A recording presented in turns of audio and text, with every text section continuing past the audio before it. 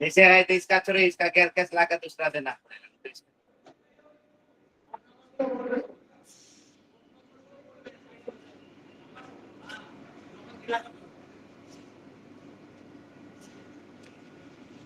इसका कहाँ इधर से लिखा जाए ना,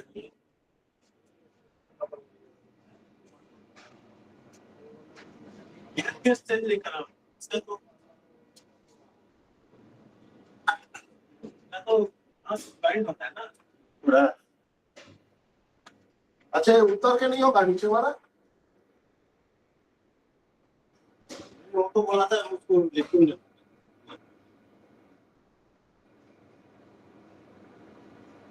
तेल कितना है?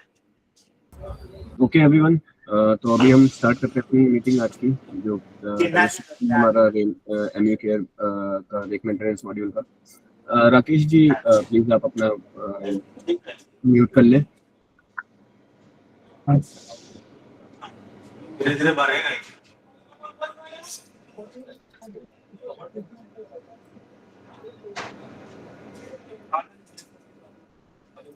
अगर हम लोग बाहर में बात करते हैं, बात कीजिए।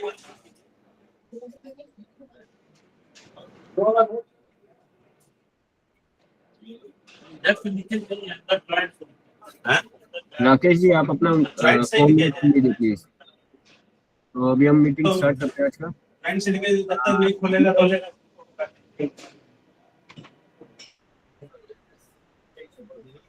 एमयू केयर का जो लॉगिन क्रेडेंशियल्स है ये हमारे सीएमएम वाले ही है।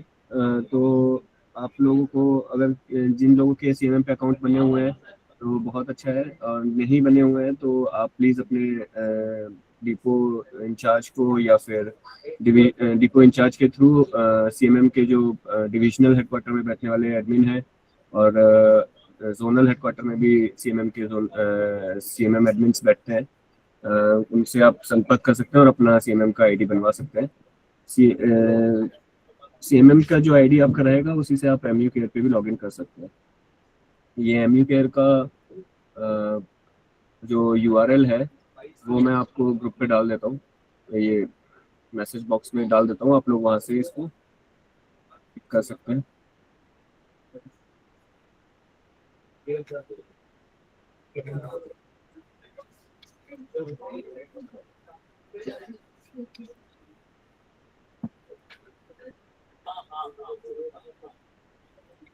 इस पे हमने जो है एमयू केयर पे 3 कैटेगरी के यूजर्स हैं। एक एडमिन, एमयू केयर एडमिन रहेगा, एक एमयू केयर पे पीपीओ रहेगा और एक एमयू केयर जनरल यूजर रहेगा।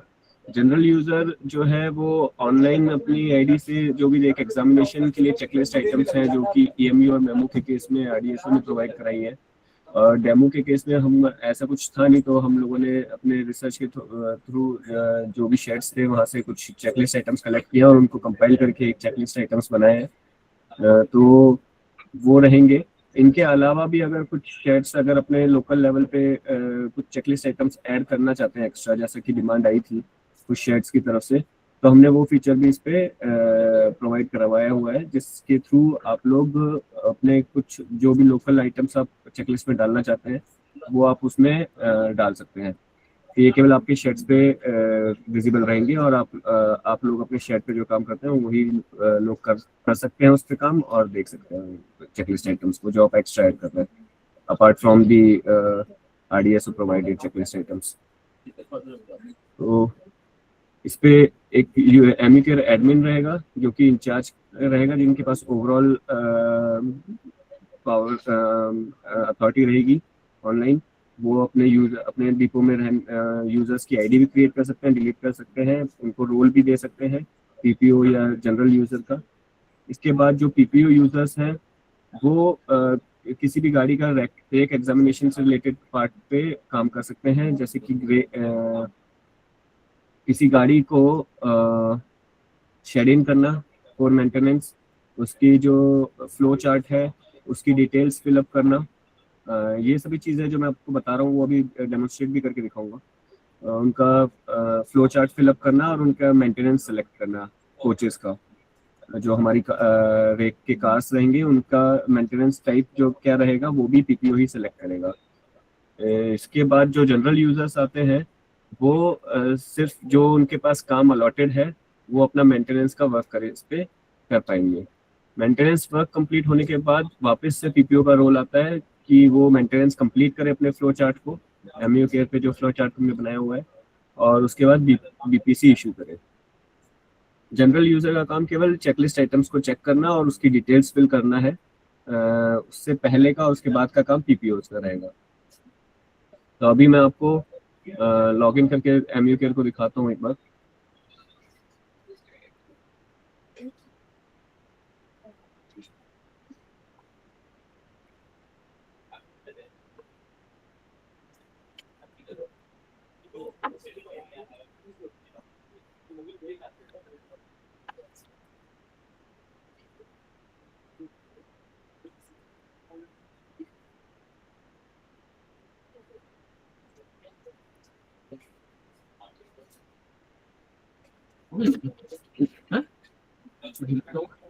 स्टार्ट करिए, स्टार्ट कर दो।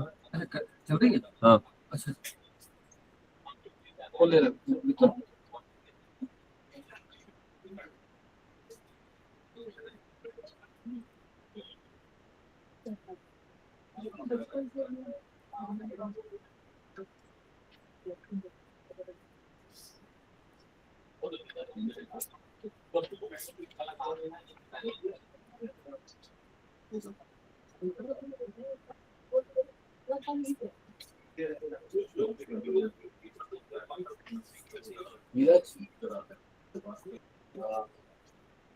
ये आप देख रहे हैं, ये एमयू केयर का डैशबोर्ड है जिसपे कि जैसे मैंने हावड़ा कार शेड से मैं लॉगिन किया हुआ हूँ, तो मेरा यहाँ पे जोन, डिवीजन और शेड दिख रहा है, शेड का कोड दिख रहा है।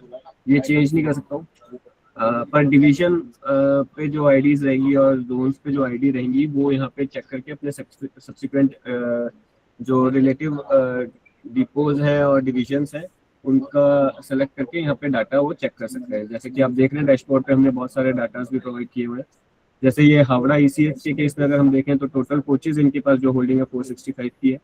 अभी तक ये टेस्ट की साइट है, ये हम लोग टेस्ट के लिए यूज़ करते हैं। तो यहाँ पे टेस्ट पे जैसे हमने टोटल रेक्स अभी 2 बनाई हुई है, टोटल यूनिट 1 बनी हुई है, तो उसको लेके ये डिटेल्स शो कर रहा है।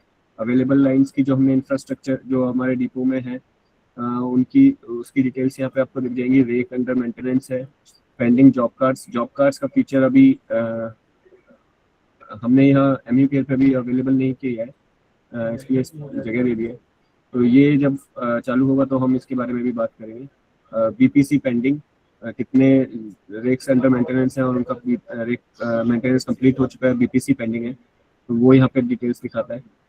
इसके अलावा ये जितने भी फीचर्स आप देख रहे हैं ये नियर फ्यूचर में आप लोगों को अवेलेबल हो जाएंगे। सीएमएम में जैसे सीएमएम डेडिकेटेड कोच मेंटेनेंस के लिए है, ये हमने मल्टीपल यूनिट्स के मेंटेनेंस के लिए बनाया है। यहाँ पे जो भी आप सीएमएम में जिस टाइप का आप स्टैट्स देख पा रहे हैं और एक का मेंटेनेंस कर पा रहे हैं, उनको वारंटी क्लेम कर पा रहे हैं, पीओएच के लिए उनको बुक कर पा रहे हैं, और भी जो काम आप सीएमएम पे कर पा रहे हैं वो सभी चीज़ें धीरे धीरे यहाँ पे अवेलेबल हो जाएंगी।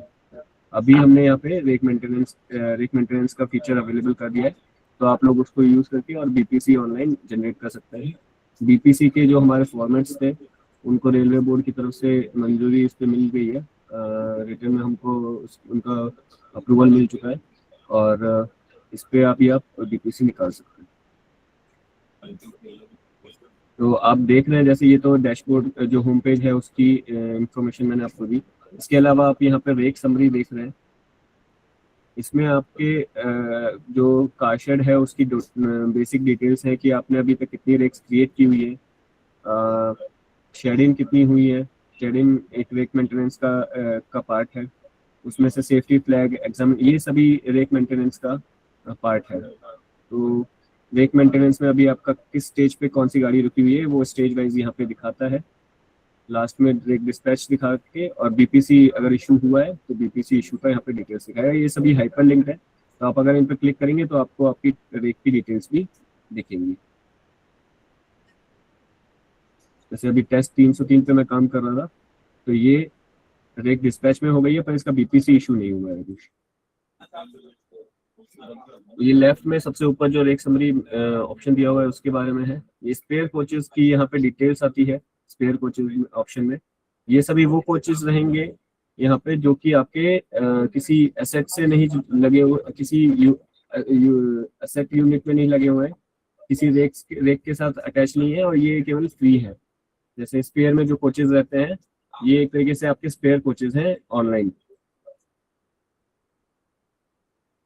इसके अलावा आप यहाँ पे कोच मास्टर देख रहे हैं, इसमें भी आपकी जो डिपो की होल्डिंग है वो सभी दिखेगी। हमने प्रीवियस मीटिंग्स में भी अपने बताया था कि आपकी होल्डिंग्स जो दिख रही है उसके बाद आपको सबसे पहला काम, अगर एक एमयू केयर को यूज करना है तो आपको उनकी डिटेल्स अपडेट करनी होगी।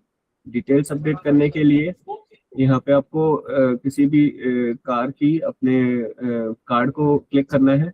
यहाँ ऊपर जो एडिट का ऑप्शन आ रहा है इस पर आप क्लिक करेंगे।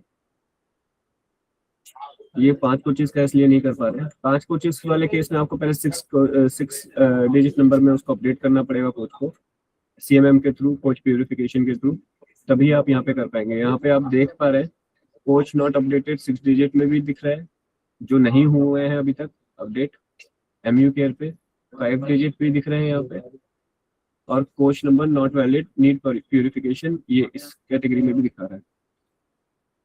तो आप यहाँ पे काफी कुछ देख पा रहे हैं। आप इसके अकॉर्डिंग अपना जिस भी कोच में जिस चीज की भी जरूरत है, 5 डिजिट कोच है तो उसको 6 डिजिट में कन्वर्ट करवाइए प्यूरिफिकेशन के थ्रू, और फिर उसको अपडेट करिए, तभी आप एमयू केयर पे यूज कर पाएंगे। जैसे कि आप ये देख पा रहे हैं यहाँ पे 6 डिजिट कोचेस मोस्टली सभी अपडेटेड है, कुछ नहीं है ऐसा।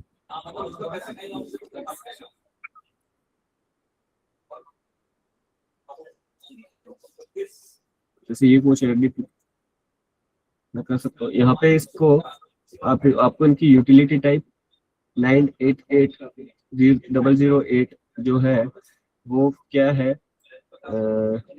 ईस्टर्न रेलवे की तरफ से। मैं इनको एडिट करके मैं आपको दिखा देता हूँ। ये टेस्ट की साइट है तो मेरे यहाँ पे पास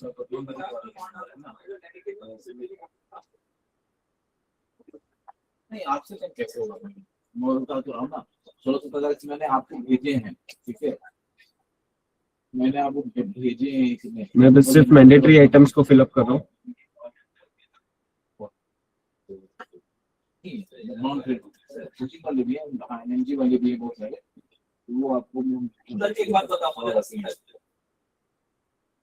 ये डिटेल्स फिलअप करने के बाद आप सेव पे जब क्लिक करेंगे तो ये इसकी डिटेल्स सेव हो जाएंगी। और एक बार से अभी ये इंटरनल एरर दिखा रहा है केवल टेस्ट साइट के लिए। एक बार आपने डिटेल्स सेव कर दी है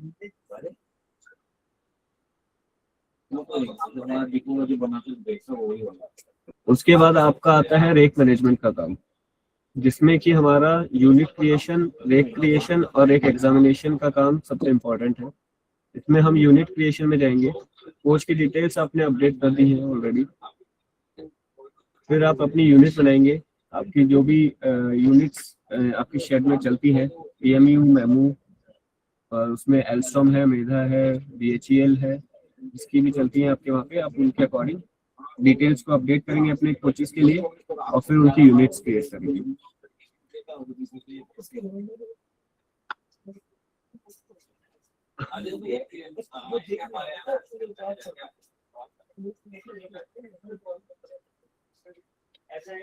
वो आपको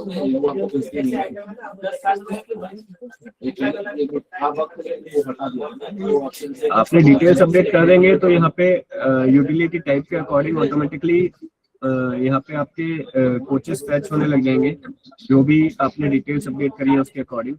अभी जैसे अगर मैं इधर 3 फेज में बनाने जा रहा हूँ तो इसमें यूटिलिटी टाइप 1 एंड 2 के अकॉर्डिंग यहाँ पे मेरे को फर्स्ट पोजीशन पे डीटीसी एनडीटीसी की इंफॉर्मेशन दिखेगी। ये जो मैंने अपडेट किया उसके बेसिस पे वहां से उठा रहा है।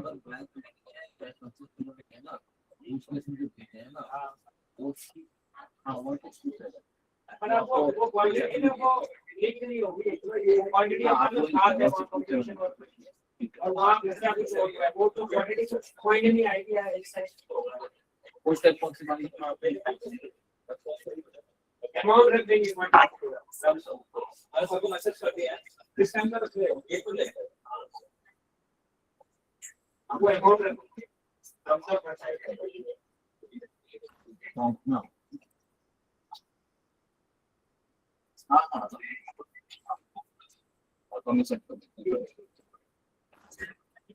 जहाँ जितना खर्चा हो गया वो दिखा देते हैं फिर और जो है एक्स्ट्रा यहाँ मेरी यूनिट बन चुकी है, जैसे कि मैं अभी मैंने बनाया टेस्ट 304 वो यहाँ पे बन चुकी है। क्योंकि एक साल का भी 10 साल का यूनिट नंबर जो है ये सिस्टम फर्स्ट है, ये ऑटोमेटिकली सिस्टम देता है। हम यूनिट का जो नाम दे रहे हैं वो हम दे रहे हैं।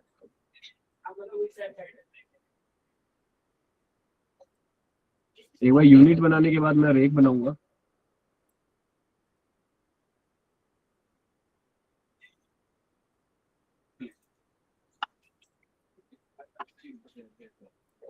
जैसे कि मान लीजिए ज्यादा हो गया अगेन मेरे को यहाँ पे अपना यूनिट टाइप सिलेक्ट करना पड़ेगा क्योंकि इसी के अकॉर्डिंग वो मेरे को कोचेस दिखाएगा,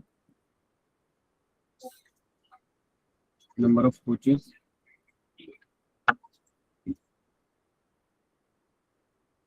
यहाँ पे अभी जो मैंने यूनिट बनाई थी केवल अवेलेबल एसेट्स यूनिट में वही दिख रही है, क्योंकि मेरी जो पहले की बनाई हुई एसेट यूनिट्स थी वो ऑलरेडी किसी रेक के साथ अटैच है, तो मेरे पास अवेलेबल में केवल एक ही यूनिट है, वो यहाँ पे दिख रही है। अकॉर्डिंगली मेरे पास जितनी भी यूनिट्स अवेलेबल रहेंगी वो सब दिखते रहेंगे। यहाँ पे ड्रैग एंड ड्रॉप का है, यहाँ पे इसको मैं अटैच कर दूंगा अपनी रेक में।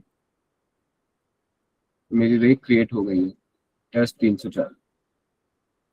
रेक क्रिएशन यूनिट क्रिएशन का पे काम में पे हमें अभी हमने कोई चेक नहीं लगाया है, तो जो एमयूकेयर का एडमिन यूजर है वो भी ये दोनों काम कर सकता है, पीपीओ भी कर सकता है और जनरल यूजर भी कर सकता है ये काम।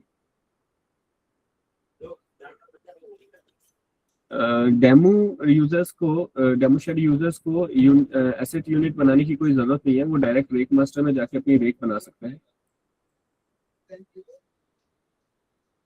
इसके लिए उनको यहाँ पे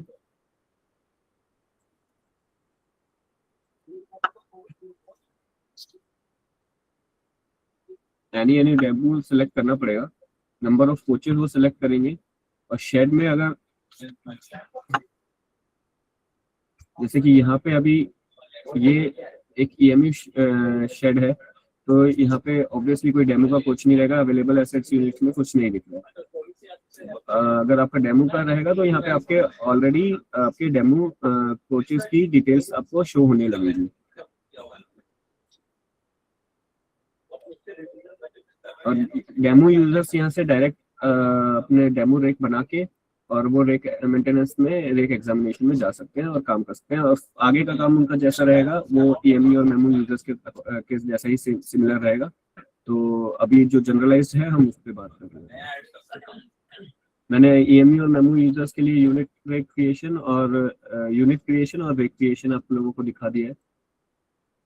रेक एग्जामिनेशन जो फर्स्ट टाइम है इसमें सबसे इम्पोर्टेंट जो चीज आ जाती है पहले, वो आपको शेड्यूल्स अटेंडेड जो आपके डिपोज में हो रहे हैं वो, और आपको इंट्रा लाइंस की डिटेल्स फिलअप करना सबसे पहले अनिवार्य हो जाता है, क्योंकि ये रेक एग्जामिनेशन में आपसे पूछा जाएगा और विदाउट फिलिंग भी ये मैंडेटरी डिटेल्स रहेंगी, और विदाउट फिलिंग दीज डिटेल्स आप रेक एग्जामिनेशन कंटिन्यू नहीं कर पाएंगे। शेड्यूल्स अटेंडेड में अगर आपके शेड में जो भी मेंटेनेंस हो रहा है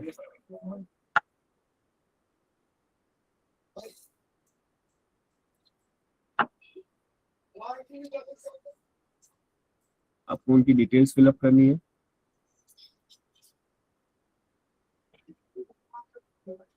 बेसिक इंफॉर्मेशन है यहाँ पे।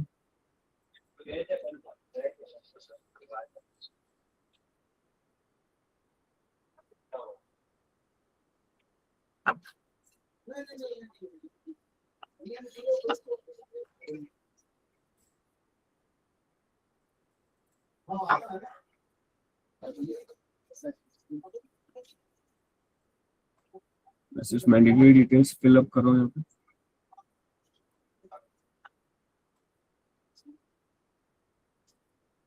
यहाँ पे आप देख रहे हैं मास्टर लाइन में मेरी टेस्ट लाइन 2 800 मीटर की लेंथ के साथ ये ऐड हो चुकी है। इस पे अगर मेरे को फर्दर इन्फॉर्मेशन ऐड करनी है तो मैं ऐड इंफ्रा लाइन पे डिटेल्स डाल दूंगा और मैं इसकी फर्दर डिटेल्स सॉरी एडिट पे क्लिक करके इसकी फर्दर डिटेल्स फिलअप कर सकता हूँ। ये दोनों चीजें मैंडेटरी है पहले डालने के लिए, इसके बाद ही आप एक एग्जामिनेशन का काम स्टार्ट कर पाएंगे। इसके अलावा पीपीओ को जो हमने एक और रोल दिया हुआ है, जैसे कि एएमयू और मेमो शेड्स में हमको बताया गया था कि सेक्शंस बने हुए हैं और डेडिकेटेड सेक्शंस कुछ मेंटेनेंस रिलेटेड वर्क करते हैं। तो हमने यहाँ पे सेक्शन और चेकलिस्ट आइटम्स भी बहुत ज़्यादा है, इसीलिए हमने यहाँ पे सेक्शन क्रिएशन की फैसिलिटी भी दे दी है अभी हमारे यूजर्स के लिए,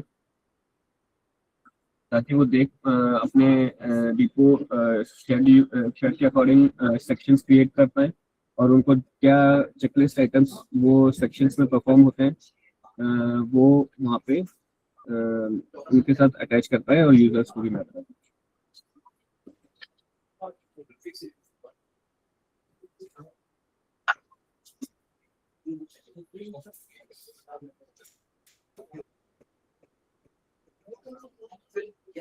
सेक्शन क्रिएशन के लिए आपको सेक्शंस पे पहले सेक्शन क्रिएट करना पड़ेगा।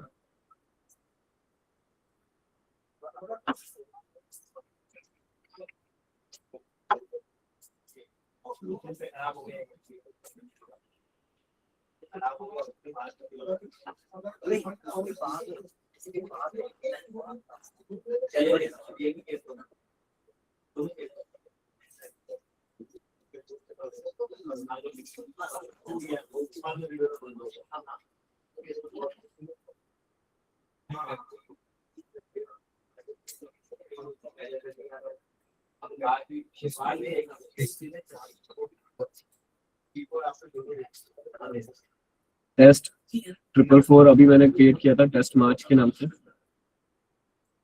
इसमें अभी जो मेरे को आइटम्स चेकलिस्ट आइटम्स इसके साथ मैप करने हैं, जैसे कि अभी तक आपने देखा होगा ये हावड़ा में मैंने 2 शेड्यूल्स अटेंडेड की डिटेल्स फिलअप कर की हुई है, एक ट्रिप इंस्पेक्शन और एक आईए इंस्पेक्शन की। तो उसी के अकॉर्डिंग यहाँ पे फिर मेरे को अपने चेकलिस्ट आइटम्स सेलेक्ट करने पड़ेंगे।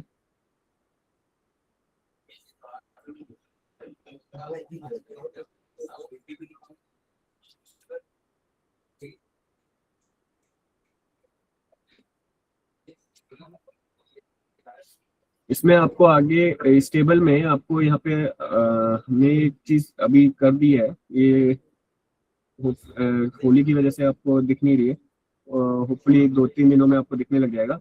यहाँ पे आपको चेकलिस्ट आइटम्स के आगे उनके शेड्यूल्स और किस टाइप के ईएमयू मेमो या डेमो के लिए वो एप्लीकेबल है वो भी आपको स्टेप भी आपको दिख जाएगा। ये भी अल्फाबेटिकल ऑर्डर्स में आ जाएंगे ताकि आपको और सर्च का ऑप्शंस भी मिल जाएगा इसमें। अभी मैं रैंडमली कोई भी 2 चेकलिस्ट आइटम्स इसमें सेलेक्ट करके डाल देता हूँ।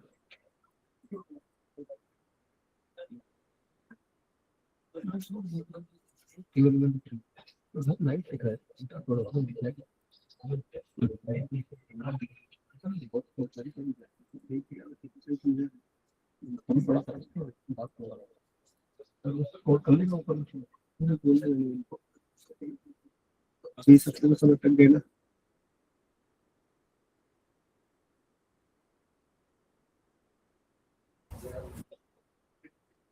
एक बार सेक्शंस क्रिएट कर देने के बाद आपका अगला काम है आपके सेक्शन के साथ, उस सेक्शन में जो भी हमारे रेलवे के कर्मचारी काम कर रहे हैं उनकी पहला तो उनकी आईडी क्रिएट करना और फिर उनको यहाँ पे उस सेक्शन के साथ मैप अटैच करना। जैसे अभी टेस्ट 444 पे हम काम कर रहे थे, उस पे मैंने चेकलिस्ट आइटम्स भी अटैच कर दिए और अभी मैं इस पे काम करने वाले इस सेक्शन में काम करने वाले यूजर्स को मैप कर दूंगा इसके साथ। तो अभी आप देख रहे हैं टेस्ट 444 पे मार्च में विनय जो है वो काम करेंगे। तो ये जो चेकलिस्ट आइटम्स मैंने सेलेक्ट किए हैं ये विनय को उनकी आईडी पे वाइल डूइंग एग्जामिनेशन जब पीपीओ अपना शेड इन करके काम और टेस्ट रेक का जो इनिशियल फ्लो है उसको फिर उसकी डिटेल्स फिलअप कर देगा। तो उसके बाद विनय को जो हमने टेस्ट 444 के साथ जो हम सेक्शन के साथ हमने जो चेकलिस्ट आइटम्स अटैच किए हैं सिर्फ वो दिखेंगे और उनको उसी पे काम करना है। इसके अलावा हमने अभी हमारे पास क्योंकि एमयूकेआर अभी नया नया शुरू हुआ है और हमारे पास कुछ प्रॉब्लम आ रही है डाटा के साथ। तो हमारे पास अभी कुछ डाटा अवेलेबल ना होने की वजह से हम लोगों ने आप लोगों को एक एग्जामिनेशन में जो चीज की जरूरत पड़ेगी आगे मैं दिखाता हूँ आपको, पर जो चीज की जरूरत पड़ने वाली है वो मैं आपको दिखा रहा हूँ यहाँ पे। वो है हमारे डिफेक्ट्स की, जो कि हम किसी जब एग्जामिनेशन करेंगे तो चेकलिस्ट आइटम्स के अपार्ट हमको अगर कुछ डिफेक्ट्स हैं जो दिख रहे हैं या दिखते रहते हैं इन डे टू डे हमारे वर्किंग में, तो उन डिफेक्ट्स को पहले हम यहाँ पे ऐड कर सकते हैं। वो डिफेक्ट्स को आप किस टाइप के मेंटेनेंस में वो डिफेक्ट आ रहा है, डिफेक्ट का कोड क्या है, ये सभी आपके डिपो लेवल पे रहेंगे। डिपो लेवल पे रहेगा ये यहाँ से, पर अभी आपको इनिशियली डाटा फीड करना पड़ेगा। इसको बाद में जब हमारे पास सफिशिएंट डाटा हो जाएगा तो हम इसको स्टैंडर्डाइज करके आप लोगों को खुद से प्रोवाइड करा देंगे। पर सिंस अभी हमारे पास कोई डाटा अवेलेबल है नहीं, तो आप यहाँ पे अपना जो डिफेक्ट्स मिलते हैं उनको आप यहाँ पे एक डाटा बना के रखते चले जाइए। इससे आपका काम आसान हो जाएगा ड्यूरिंग एग्जामिनेशन।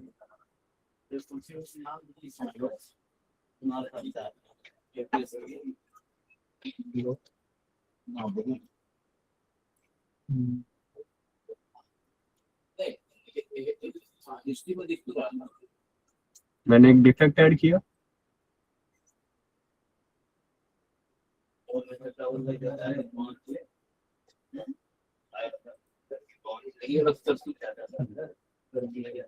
उस पे किस टाइप का एक्शन रहेगा वो भी मैं यहाँ पे ऐड कर रहा हूँ। ये मैं एक डाटा क्रिएट कर रहा हूँ ताकि जब मैं एक एग्जामिनेशन में जाऊँ तो मेरा डिफेक्ट भी दिखे, उस पे उससे रिलेटेड क्या एक्शन होना चाहिए वो भी दिखेगा।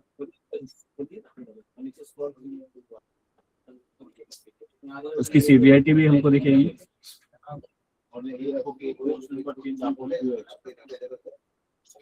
उसके बाद एक कोर्स नंबर होता है कि वर्कशॉप वाले ना कभी कभी पीएच प्लस कन्वर्जन करते हैं, नहीं तो 100 प्लस कन्वर्जन करते हैं। ठीक है, इसका ये हुआ है, इसका कंडेमनेशन नहीं हुआ है।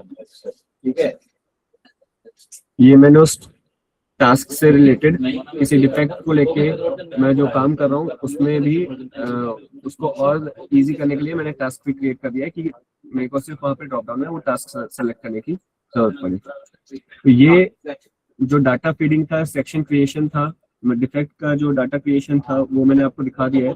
बेसिक इन्फॉर्मेशन भी मैं आपको अभी तक बता चुका हूँ कि एमयूकेआर पे क्या बेसिक इन्फॉर्मेशन मिल रही है और आपको कहाँ से काम स्टार्ट करना है। आपको पहले अपने कोचेस कार्स की डिटेल्स को एडिट करना है, फिर उसके बाद उनकी ईएमई और मेमो के केसेस में उनकी एसेट्स यूनिट क्रिएशन करना है, आप रेक क्रिएशन करेंगे।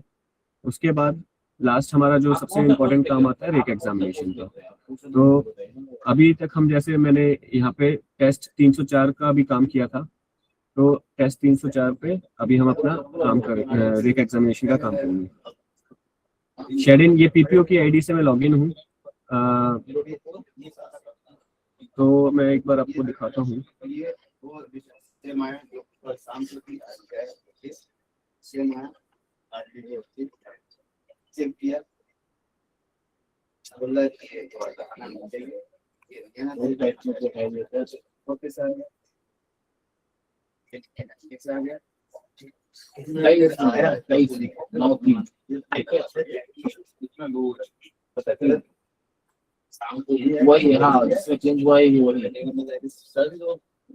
रेक टेस्ट 304 जो अभी हमने रेक क्रिएट करी थी वो दिखेगी सभी को, क्योंकि हम सभी एक ही शेड के पार्ट है। पर मैं यहाँ पे इस पे कोई अभी काम नहीं कर पा रहा हूँ, क्योंकि यहाँ पे रिस्ट्रिक्शन लगा हुआ है। ये शेड इन का काम जो है, ये और आने वाला जो भी इसके बाद का जो फ्लो चार्ट रहेगा, वो सभी पीपीओस को करना है। जनरल यूजर्स, जैसे मैंने आपको बताया था, वो केवल अपना चेकलिस्ट रिलेटेड काम ही कर सकते हैं। तो यहाँ पे जहाँ पे भी पीपीओ के अलावा कोई यूजर क्लिक करेगा या काम करेगा, तो वहाँ पे उसको ये इस टाइप का एक मैसेज दिख जाएगा कि this is only for PPO users. Number I change करते हैं ना, तभी इस केस में ऊपर वाली डिटेल आएगी।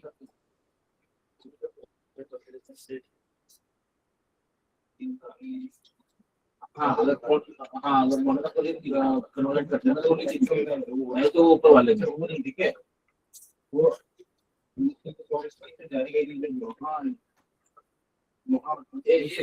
पीपीओ का काम यहाँ से स्टार्ट होता है। यूनिट क्रिएशन रिक्रिएशन तो कोई भी यूजर कर सकता है। उसको सबसे पहले शेड इन करना है अपने रेक को। उसका एग्जामिनेशन टाइप क्या रहेगा वो सेलेक्ट करना है। बेसिक इन्फॉर्मेशन यहाँ पे हमने ट्रेन नंबर कहीं कहीं पे अवेलेबल नहीं रहता है, इसलिए इसको अभी ऑप्शनल पे रखा हुआ है। ये एक्स के बाद वाली एक्स के साथ है।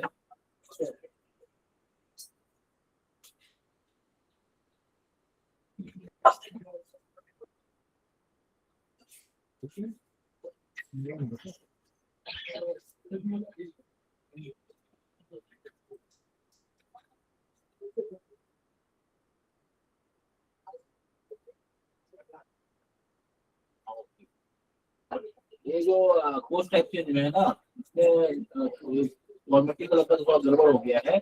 हेलो, ये 9 मार्च को होगा। 9/3 है, 9 मार्च समझिएगा, ठीक है। हाँ, जो नंबर चेंज में लिखा हुआ है ना 9/3 वो सही है। हमने जो टेस्ट लाइन एक से ऐड करी थी वो, और एक ऑलरेडी जो हमारे डाटा में एडेड थी वो यहाँ पे मेंटेनेंस लाइन में दिख रही है, और आप देख रहे हैं ये मैंडेटरी फील्ड है। वही हाँ कन्वर्जन हुआ है लेटर के हिसाब से, बट कन्वर्जन 9 मार्च को हुआ है, ठीक है। 9 मार्च है, वो कमिटी का थोड़ा सा इशू हो गया है। रेक हमारी शेड्यूल हो चुकी है, मतलब कि वो मेंटेनेंस के लिए अभी प्रिपेयर्ड है। ये इससे मेंटेनेंस का काम स्टार्ट करने से पहले यहाँ पे आप देख पा रहे हैं ये फ्लो चार्ट जो हमारा बना हुआ है, ये काम भी पीपीओ का ही है। तो वो शेडिंग कर लिया है उन्होंने, उसके बाद वो सेफ्टी फ्लैग लगाएंगे। क्या मुझे लगा फॉर्मेटिंग का ही दिक्कत है।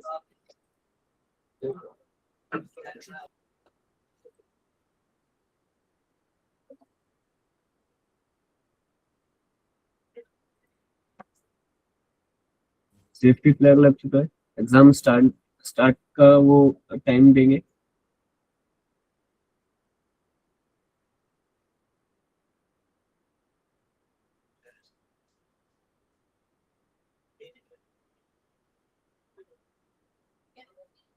ये सभी जो टाइम है ये क्रोनोलॉजिकल ऑर्डर में ही रहेंगे। मतलब आप प्रीवियसली पीछे जो आपने टाइम सेलेक्ट किया है, आप उससे पीछे का या वो टाइम सेलेक्ट नहीं कर सकते, तो आपको फ्यूचर का ही टाइम सेलेक्ट करना पड़ेगा। फ्यूचर में भी ऐसा है कि आप अगर अभी 12:04 बज रहे हैं मेरे सिस्टम में जैसे, तो आप 12:04 या उससे आगे का टाइम सेलेक्ट नहीं कर पाएंगे।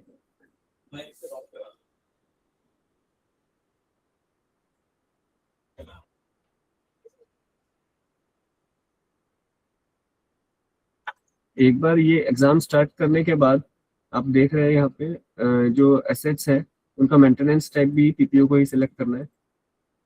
मैंने दो डिटेल्स अपने यहाँ शेड्यूल्स अटेंडेड में हावड़ा ईसीएस के लिए मैंने 2 शेड्यूल्स की डिटेल्स फिलअप करी थी, टीआई और आईए।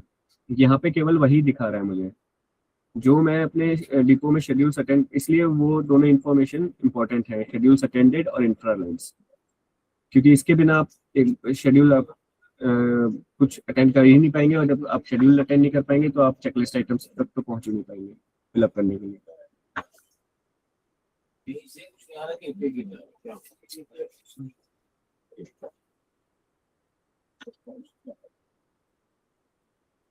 कौन सी टेक्नोलॉजी है? अच्छा कौन है?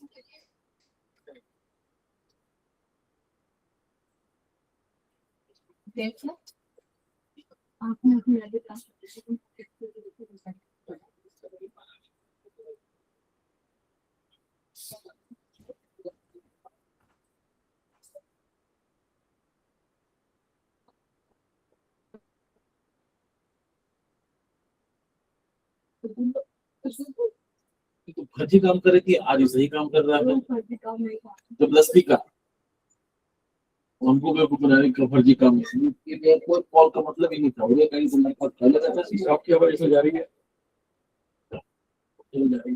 म्यूट कर दो जितना आपको पड़ेगी इसमें ना आवाज जा रही है तो म्यूट करो तो सिस्टम हैंग हो रहा है।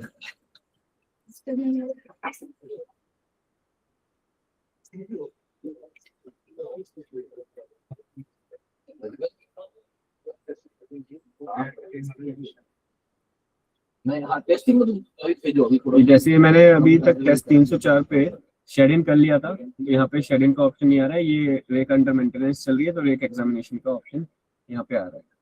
मैं सभी जो मेरे एसेट्स हैं उनके लिए उनका inspection type maintenance type select कर लूंगा।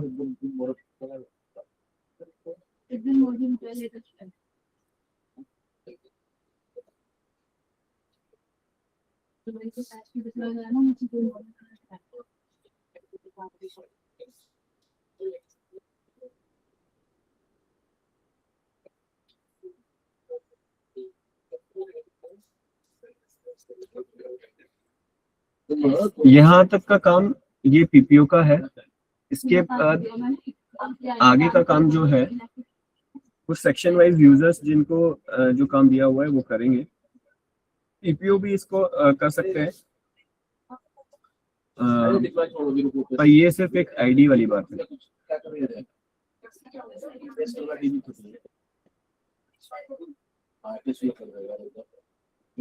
मेरा सिस्टम हैंग हो रहा है।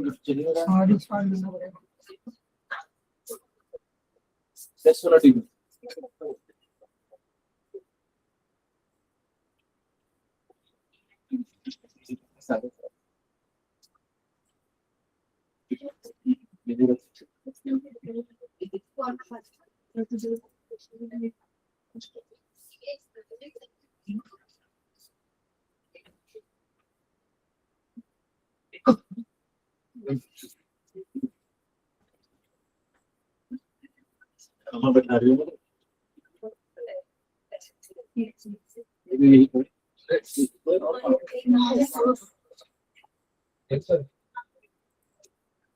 आगे का काम मैं दूसरे यूजर के आईडी से लॉगिन करके आपको दिखाता हूँ। पोस्ट टाइप वर्जन लिस्ट है हाँ 11/1 बताते हैं हाँ वो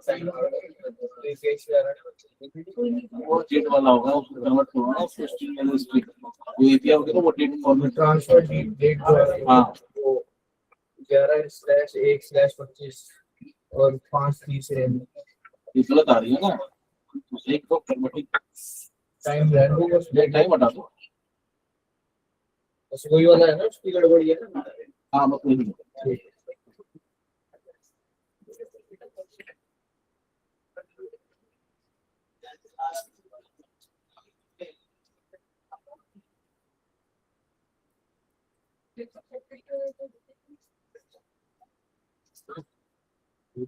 टेस्ट 304 पे काम कर रहे थे। ये मैंने जो लॉगिन किया है ये एक जनरल यूजर है।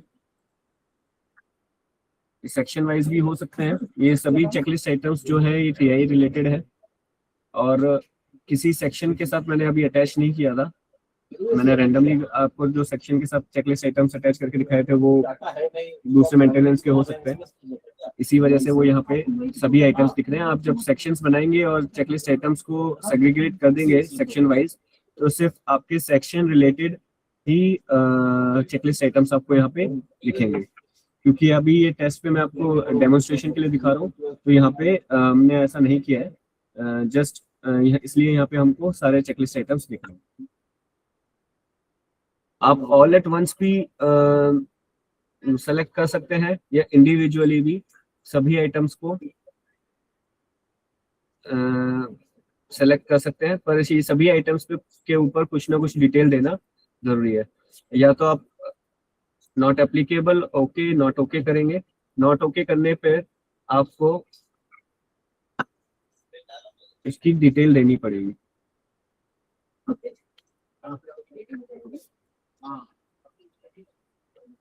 और नॉट ओके करने पे ये आइटम यहाँ पे चेकलिस्ट डिफेक्ट आइटम्स में शो होने लग जाएगा। आपको लास्ट में इस आइटम के लिए भी क्या स्टेटस रहेगा आपको वो भी फिलअप करके देना पड़ेगा, क्योंकि ये मैंडेटरी आइटम था, तो आपको इसकी डिटेल भी फिल करनी पड़ेगी। मैंने डिफेक्ट में आपको जैसा दिखाया था, टेस्ट 303 हमने ऐड किया था, तो वो भी यहाँ पे दिख रहा है। उससे रिलेटेड एक्शन क्या था वो भी यहाँ पे रिलेटेड दिख रहा है।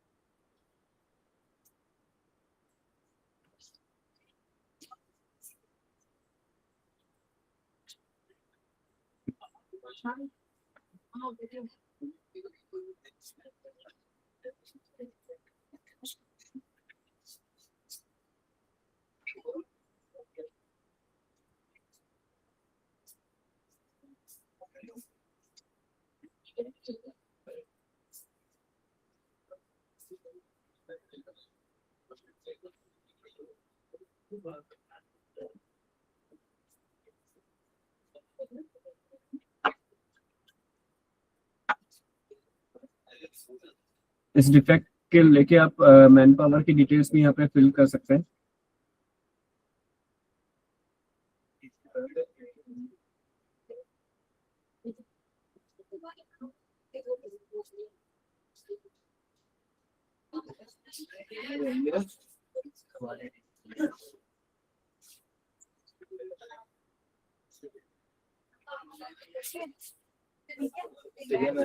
आप देख रहे हैं वीलेन एक्सेल में मैंने एक डिफेक्ट ऐड किया था, वो 100% हो गया है, पर उस पर रेड मार्क आ रहा है क्योंकि एक डिफेक्ट उसमें हमको मिला था। अभी मैं सभी आइटम्स को ऑल एट वंस सेलेक्ट कर लेता हूँ।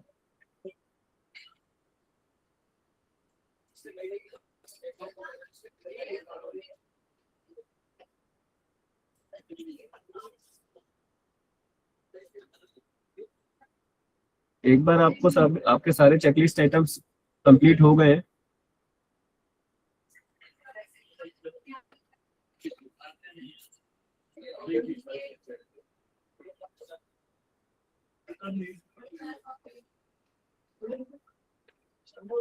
उसके बाद आपको एंड मेंटेनेंस करना होगा।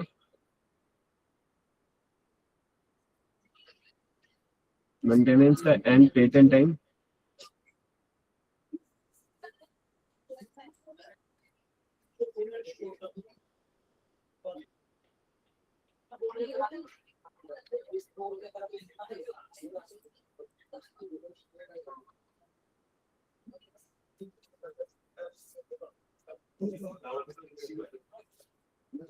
इसके अलावा अगर आपको किसी कोच को सिक करना है तो उसके लिए भी हमने यहाँ पे डिफेक्ट एंड मार्क सिक का ऑप्शन यहाँ पे दिया हुआ है।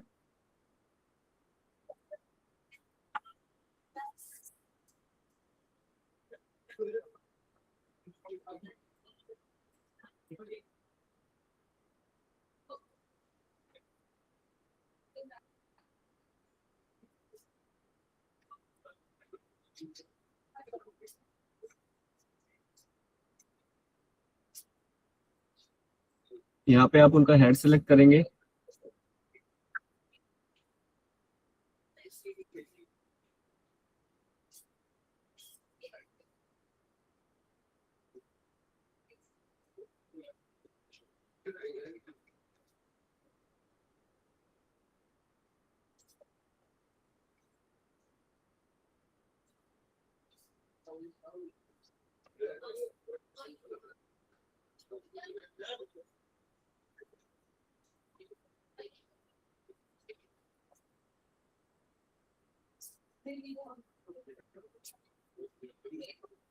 अगर आपको ये सिर्फ डिफेक्ट ऐड करना है तो आप डिफेक्ट ऐड करके छोड़ सकते हैं। अगर आपको इसको सिक मार्क करना है तो यहाँ पे आप मार्क एज सिक करेंगे।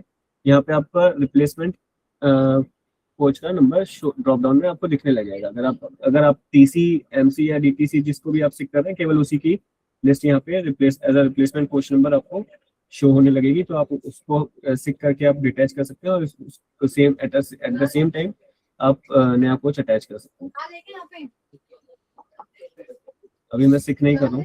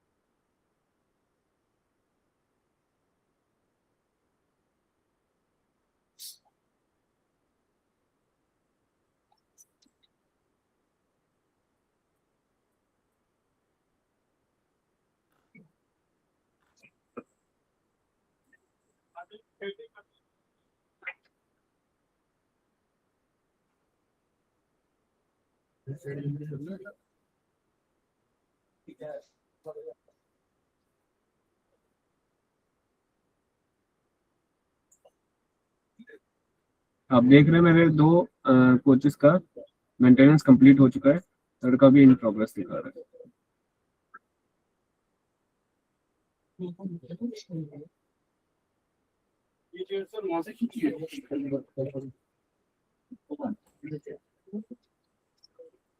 हमारे पास जो डाटा अवेलेबल है उसके अकॉर्डिंग कुछ टाइप के कोचेस में मस्ट चेंज आइटम्स हैं।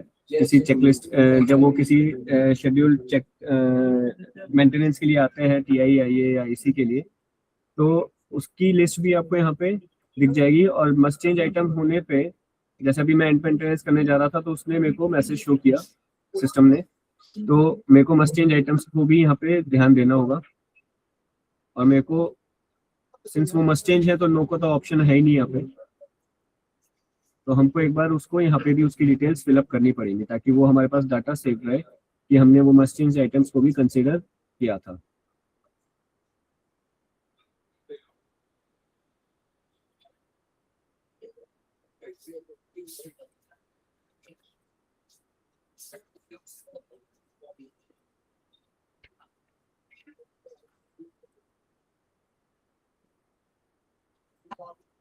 एक बार हमारा मेंटेनेंस सारा कंप्लीट हो जाएगा, उसके बाद हम एग्जामिनेशन एंड करेंगे और यहीं पे फिर से आप देख रहे हैं कि पीपीओ यूजर को ही ये वर्क फ्लो कंप्लीट करने का ऑप्शन दिया हुआ है।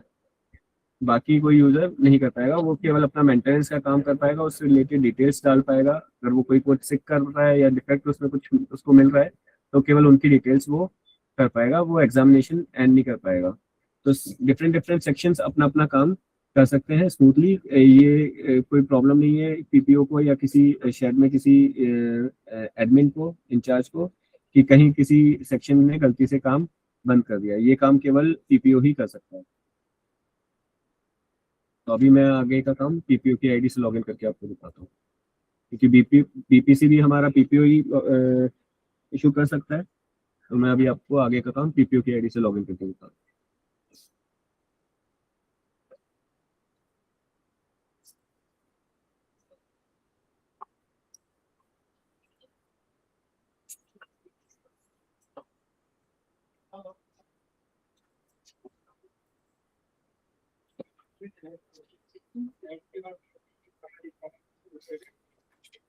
वो किसी जब किसी में एक मैं देखता हूँ ना,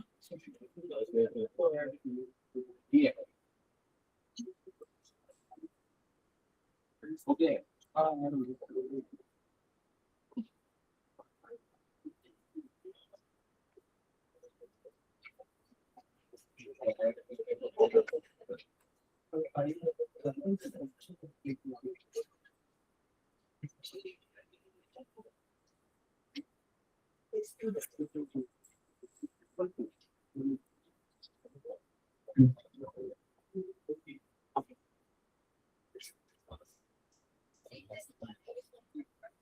फॉर्म तो आना पेलोड वाला अगर कटाई नहीं होगा तो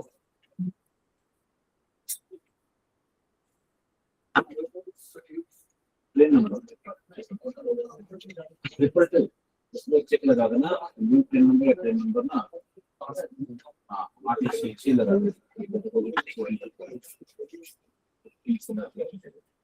नंबर 2 या ट्रिपल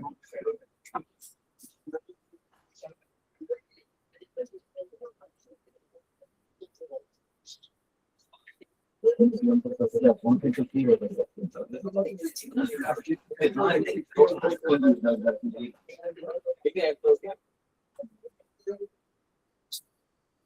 ठीक है। ठीक है, तो इसको भी टेस्ट लेते हैं हम लोग के पास में करते बैठे हमारा पीएच शेड्यूल अभी करते हैं वो गया टेस्ट दिखाने वाला यही मत कर दो।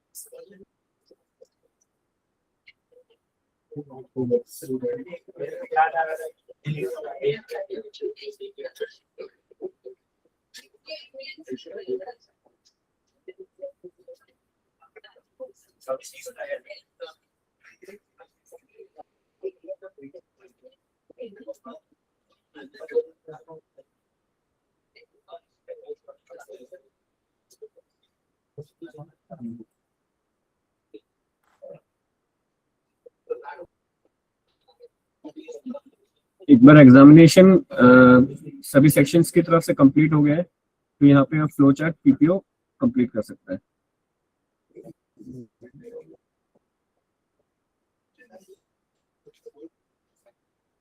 और ये लोग कह रहे हैं कि हम दोनों साथ बैठे।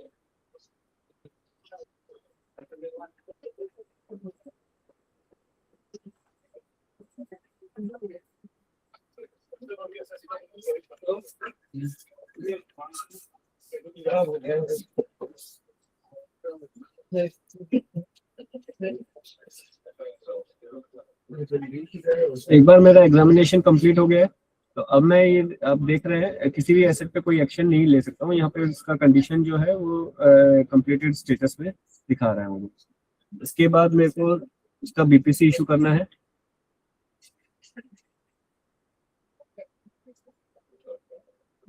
बीपीसी के लिए आपको अब यहाँ पे आप देख रहे हैं टेस्ट 304 में हमने जो एग्जामिनेशन किया उसमें जब तक एग्जामिनेशन चल रहा था उसका एग्जामिनेशन का ही ऑप्शन आ रहा था।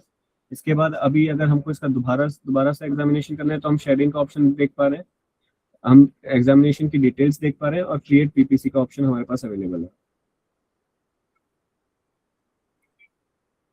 बीपीसी के ऑप्शन है, यहाँ पे मेरा रेक नंबर, मेरा शेड का कोड आ रहा है, number of coaches, maintenance line, examination type जो मैंने सेलेक्ट किया था ट्रिप चेक, ये ऑटोमेटिकली दिख रहा है यहाँ पे। इसके अलावा मेंटेनेंस वर्क ग्रुप,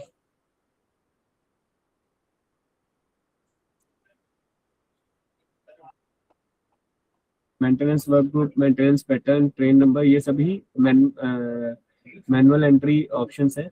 यहाँ पे आपको सभी पे ऑप्शंस अवेलेबल जो भी डिटेल्स है वो फिल करनी पड़ेंगी। ट्रेन नंबर, ट्रेन का start date and time, departure section, rake placement time, platform number, और अगर लिंक ट्रेन आपके पास अवेलेबल है तो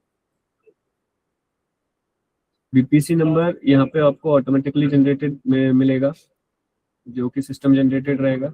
ओल्ड बीपीसी नंबर अगर ट्रेन से रिलेटेड कुछ था आपको वहाँ पे उसकी डिटेल देनी पड़ेगी। बीपीसी टाइप फ्रेश आएगा, फायर एक्सटिंग्विशर की डिटेल,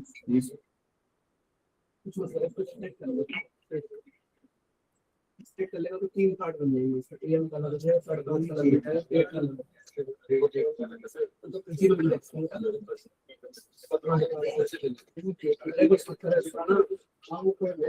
स्प्लिट करके जीरो का निकाल दिखा तो सही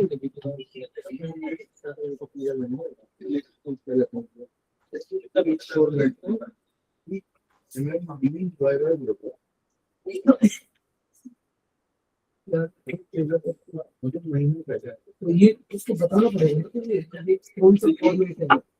ये तो ये समझेगा कि 11 महीने हो गए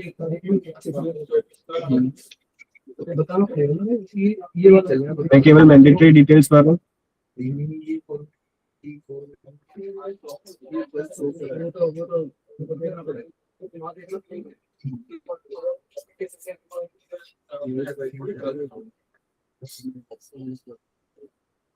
देखिए कि जो आ रहा है, अच्छा इस एपीआई से आ रहा है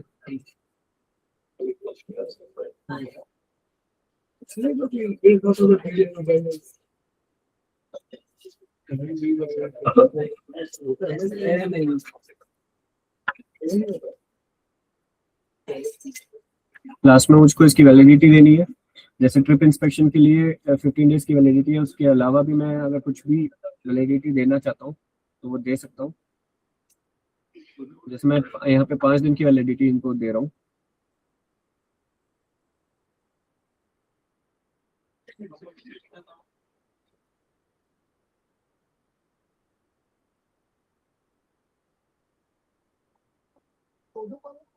यहाँ पे मेरा बीपीसी जनरेट हो गया है।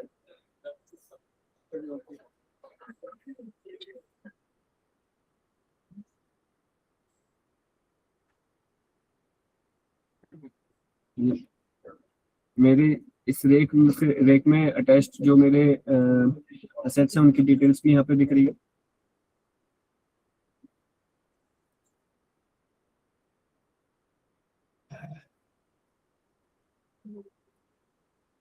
एक बार आपका बीपीसी अटैच जनरेट हो जाएगा तो उसके बाद वो ऑटोमेटिकली डाउनलोड होगा और आपके डाउनलोड्स में दिखने लग जाएगा। और यहाँ पे आप उसकी डिटेल्स देख पा रहे हैं। आप इसका प्रिंट लेके साइन करके आप इसको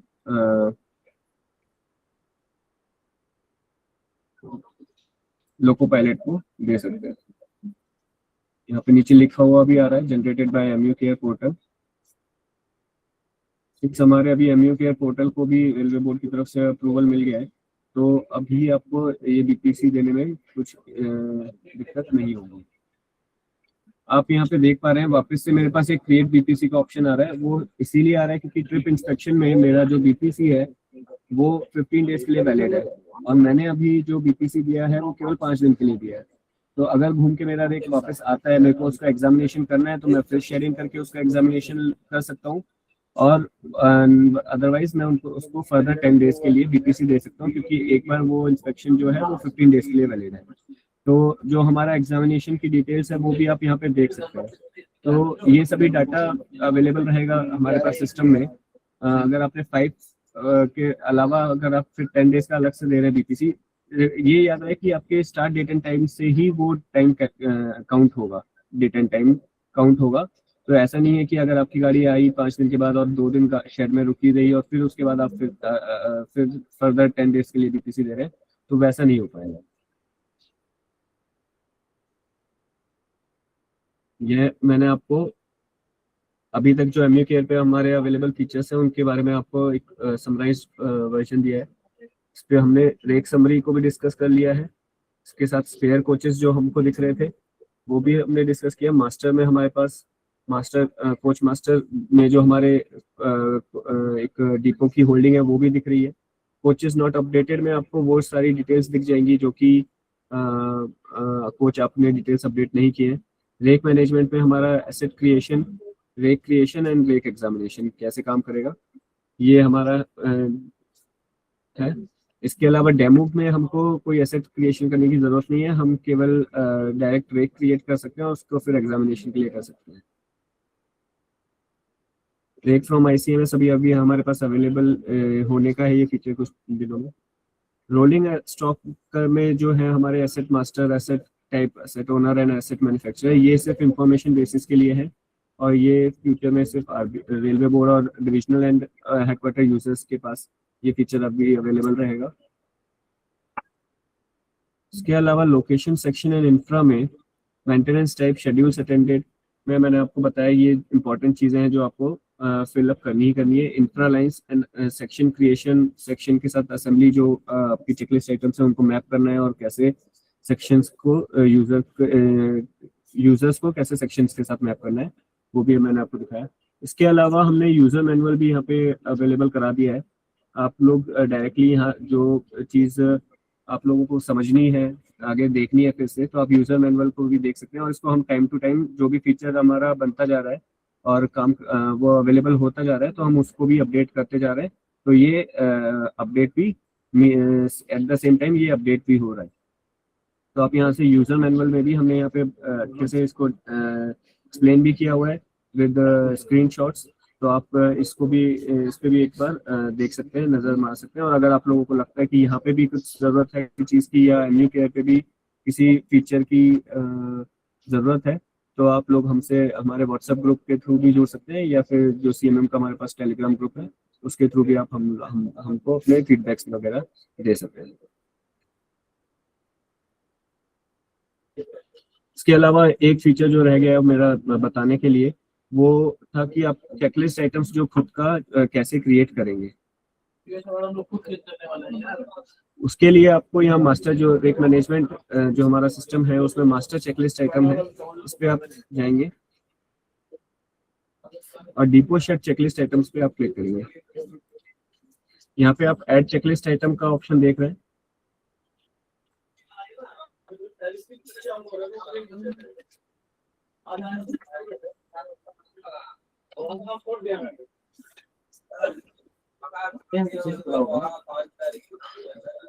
अब इसमें मैं जैसे आपको बताया था शेड्यूल अटेंडेड की डिटेल्स मैंने फिल करी थी स्टार्टिंग में अपने शेड के लिए, जो मेरा हावड़ा ईसीएस है आज के केस में। तो उसमें मैंने केवल 2 ही शेड्यूल अटेंडेड की इंफॉर्मेशन दी थी, एक टीआई ईएमयू एंड एक आईए ईएमयू।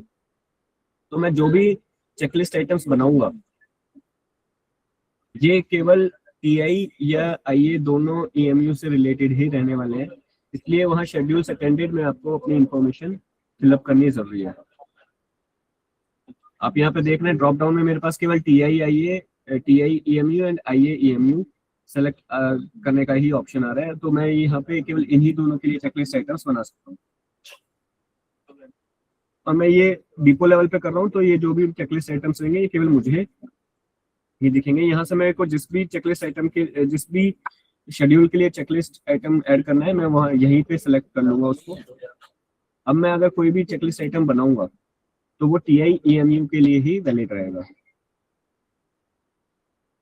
मैं यहाँ पे उसकी बेसिक इंफॉर्मेशन ऐड करूंगा, यूटिलिटी टाइप, कोच काइंड, किस कोच काइंड के लिए वो अवेलेबल रहने वाली है।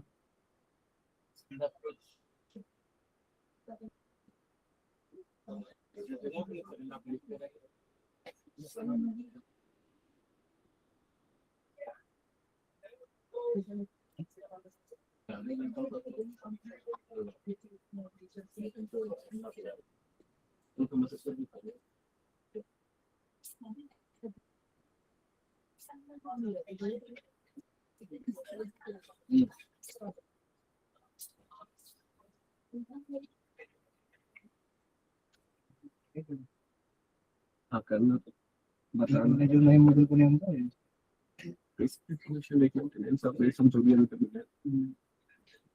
ये मैंने चेकलिस्ट आइटम ऐड कर दिया है यहाँ पे।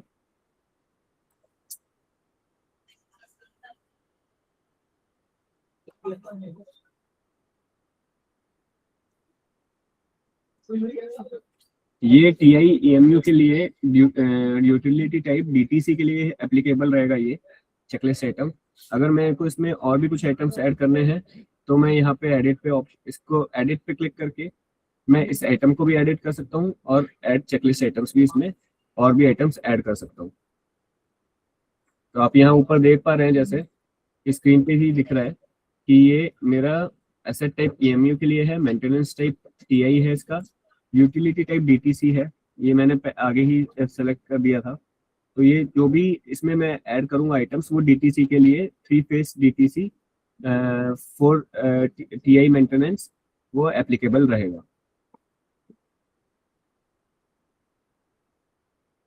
ये सभी फीचर्स जो अभी एमयू केयर पे हमारे पास अवेलेबल है उनकी इंफॉर्मेशन थी एक बेसिक। इसके अलावा टाइम टू टाइम जो भी इंफॉर्मेशन हमारे पास आती जाएगी वो मैं आपको, जैसे मैंने आपको बताया, नीचे आप देख रहे हैं बिलो लेफ्ट कॉर्नर्स में लेफ्ट हैंड साइड पे बिलो आपके स्क्रीन के नीचे यूजर मैनुअल भी आपको अवेलेबल है। यहाँ पे फैक्ट्स भी हमने कुछ सवाल डाले हुए हैं, तो आप इनको भी देख सकते हैं। और हम टाइम टू टाइम जो भी मीटिंग जो भी फीचर अवेलेबल होता जाएगा उसकी एक मीटिंग रखते रहेंगे। यही सेम मीटिंग जो है हम मंडे को भी फ्राइडे को भी रखने वाले हैं इसी हफ्ते। तो आप को अगर कुछ कंफ्यूजन है तो आप वहाँ पे भी एक बार देख सकते हैं और अपने बाकी साथियों को भी अटेंड करने के लिए बोल सकते हैं। इसके अलावा अगर किसी को आज की मीटिंग को लेके कुछ पूछना है या कुछ सजेशन देना है तो अभी वो हम बात कर सकते हैं।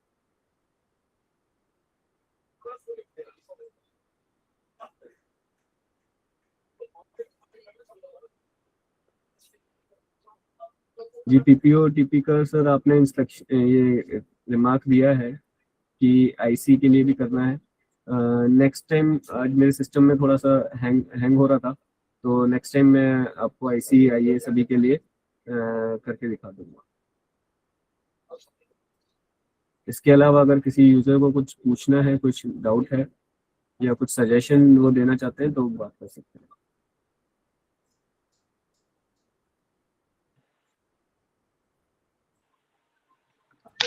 हेलो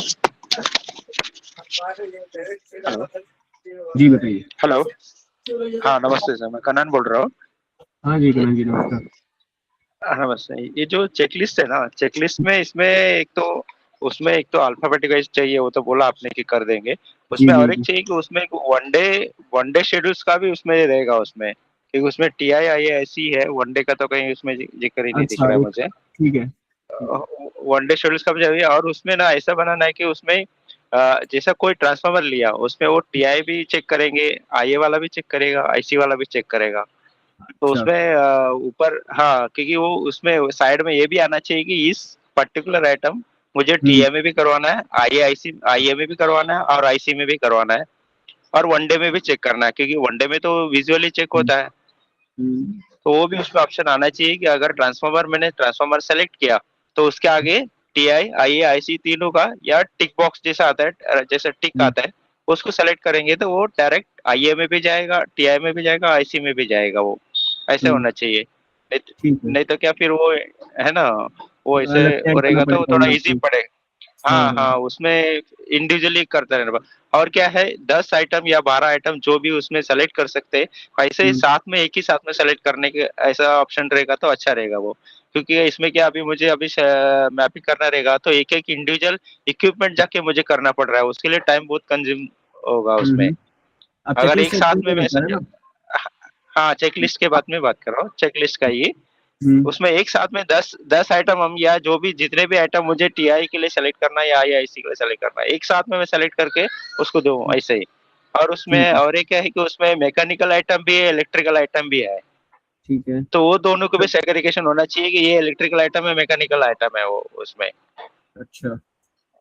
हाँ, क्योंकि उसमें मैंने कल किया था वो, तो मुझे कुछ दिक्कत आ रही थी वो, क्योंकि अभी मैकेनिकल आइटम कौन सी है फिर इलेक्ट्रिकल आइटम कौन सी है वो ढूंढना पड़ रहा था उसमें। क्योंकि जो काम करने वाले हैं वो हम्म, मैकेनिकल अलग पर्सन रहेगा और इलेक्ट्रिकल हम्म, अलग पर्सन रहेगा।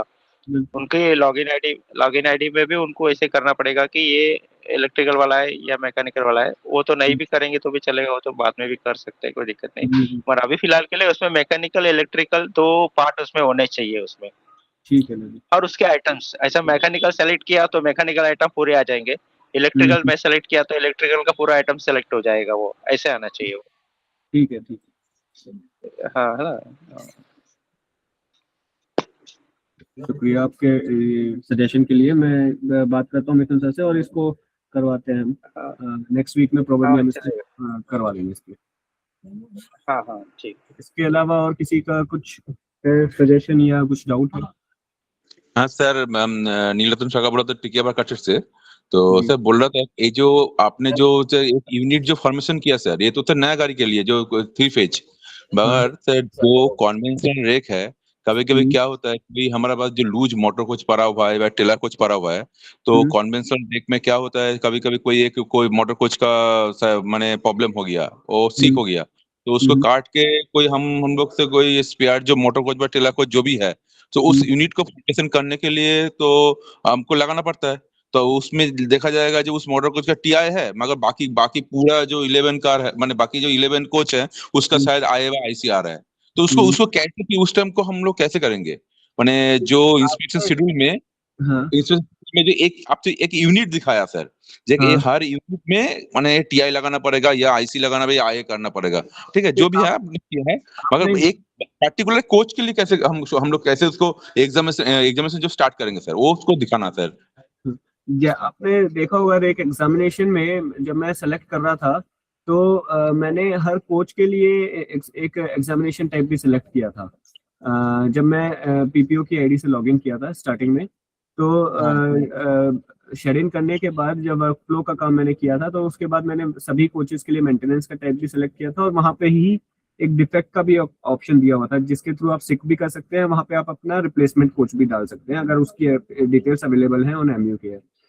तो आप वहां से भी एक इंडिविजुअल कोच को जो सेलेक्ट कर रहे हैं, तो वहां पे आप रिप्लेस कर रहे हैं उसका, वहीं के वहीं आप इंस्पेक्शन टाइप भी सेलेक्ट कर सकते हैं। उसमें कोई प्रॉब्लम नहीं है कि अगर आपका यूनिट आपका पूरा ऑलरेडी टीआई का है और उसमें एक आप कोई रिप्लेसमेंट कोच डाल रहे हैं जो आईए है या आईसी है, तो आप इंडिविजुअल कोचेस को भी सिलेक्ट कर रहे हैं। आफ्टर जब हम एक एग्जामिनेशन के लिए शेड इन कर रहे हैं, तो हम अंदर भी डिटेल्स फिलअप कर रहे हैं। इसी वजह से हम वो ले रहे हैं, क्योंकि सिक में या डिफेक्टिव हो जाने की वजह से जब डिटैचमेंट होता है तो ये प्रॉब्लम होती है। इसी वजह से हमने एक ये ऑप्शन दिया हुआ है अंदर भी आपको, और एक एग्जामिनेशन में इंडिविजुअली हर एक कोच का कार का मेंटेनेंस टाइप सेलेक्ट करने के लिए। ओके सर, ठीक है। Okay sir. सर और एक चीज बोल रहा था, जो हमारा जो बहुत सारे कोच मैंने जब 3 पेज का आया था, तो उस टाइम उसका कोच टाइप सर मेंशन नहीं था सर, मैंने क्या गाड़ी में मेंशन नहीं था सर, ठीक है। तो अभी तो एक मैंने जो कोच टाइप को कैसे हम लोग से चेंज करेंगे सर, उसका डेटा भी तो हम लोग को तो नहीं मिल रहा है सर। एक बार सर मीटिंग में बहुत दिन पहले बोला गया था, उसको लेके कुछ बात चल रहा था आप लोगों का सर, कि कोच टाइप को कैसे उसको करेक्शन किया जाएगा सर। मैंने बहुत सारा कोच टाइप कोई मैंने दूसरा कुछ ऐसा कोई लगा दिया कोई, हाँ, तो कोच टाइप सर उसका एग्जैक्ट कहाँ मिलेगा सर? मैंने जो मैंने गाड़ी में जब आया था तो उस टाइम तो टाइप मैंने पेंसिल नहीं था गाड़ी में, तो और उसका कोई पेपर भी नहीं आया था सर, इसलिए तो वो सब कोच का टाइप कैसे हम लोग मैंने रेक्टिफाई करेंगे? ओरिजिनल क्या कहाँ से मिलेगा सर?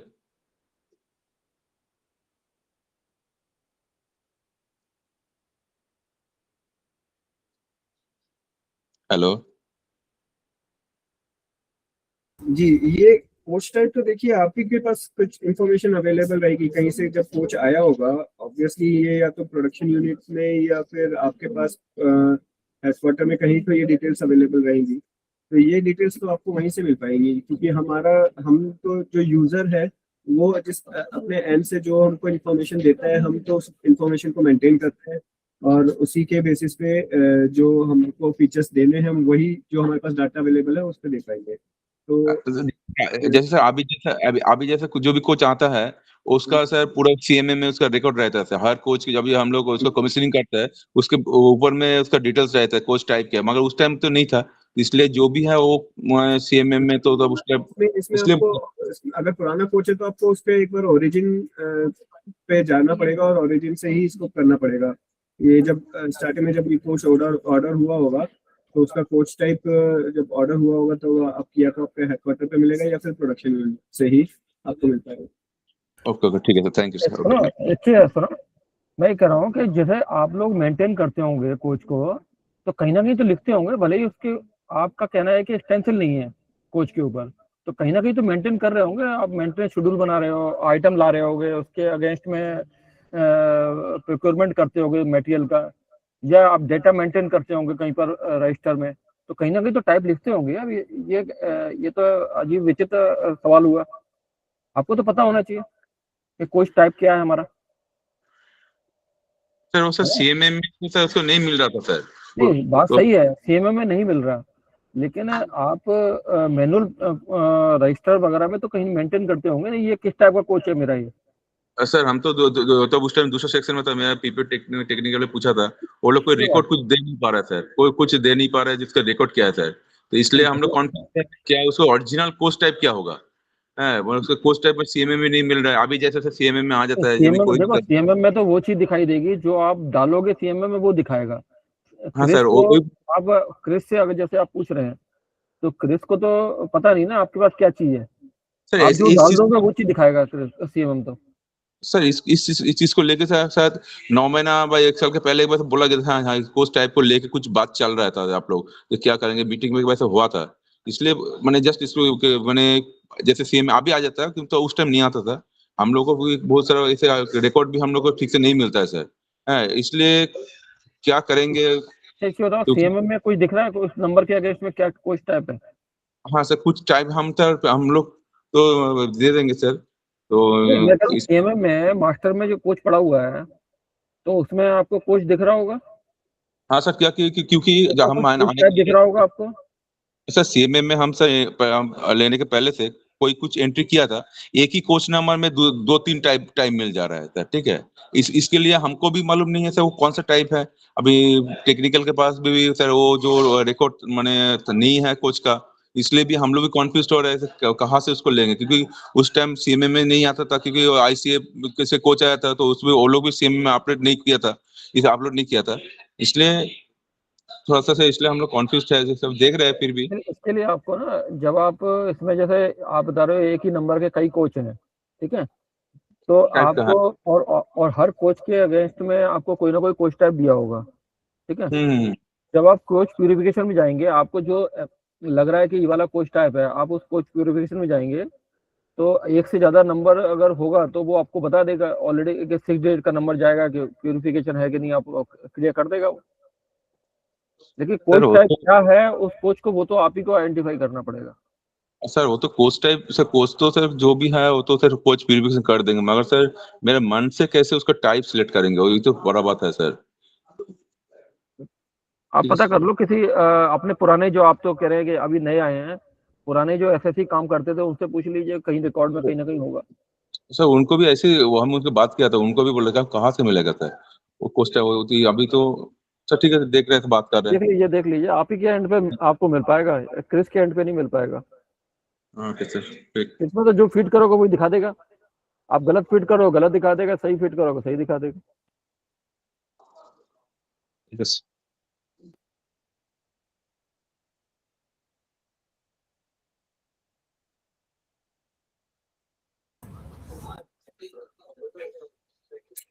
और किसी का अगर कुछ डाउट है?